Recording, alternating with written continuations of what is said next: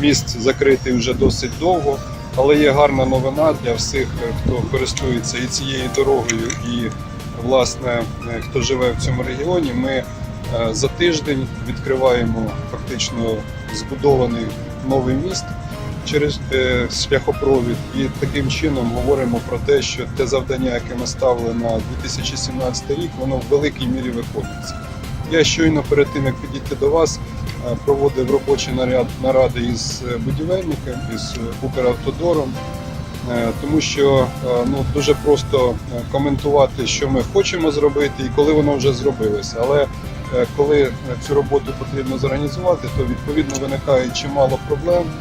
Я вам хочу сказати, що Україні і Кіровоградщині не вистачає як будівельних компаній, так і техніки для того, щоб будувати дороги, варити асфальт. Але в той же самий час є гарна новина. У нас до того заводу, який в місті Кропивницькому є, який досить потужний, він дуже технологічний і він видає гарний асфальт, гарну продукцію. В цьому році збудований ще на межі з Кіровоградською областю, у Кам'янці, місто Кам'янка, Черкаська область. І ще один потужний асфальтний завод. І таким чином у нас збільшилися можливості по виробництву асфальтобетону, а це значить, що більше доріг буде збудовано і в Кіровоградській області в тому числі. Буду особисто контролювати, буду вимагати від усіх учасників цього процесу, щоб ця робота була зроблена якісно, а не коментувати і шукати причини, чого цього не можна зробити. Це є моїм завданням. Я відкрию вам таємницю, що майже кожного дня буваю на майданчиках будівельних, чи то Знам'янка, чи то тут Олександрія, чи то Новомиргород.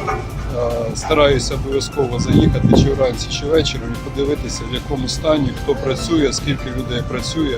В тому числі чимало раз приїжджав на цей міст, тому що розумію, що це величезні незручності для всіх, хто рухається дорогою, умовно кажучи, Київ, Дніпропетровськ, хто живе в цьому регіоні. Тому будівельники брали зобов'язання до кінця осені відкрити цей міст. Мені приємно, що ми, можливо, на декілька тижнів перевиконаємо цей план і трошки раніше відкриємо цей міст. Це гарна новина.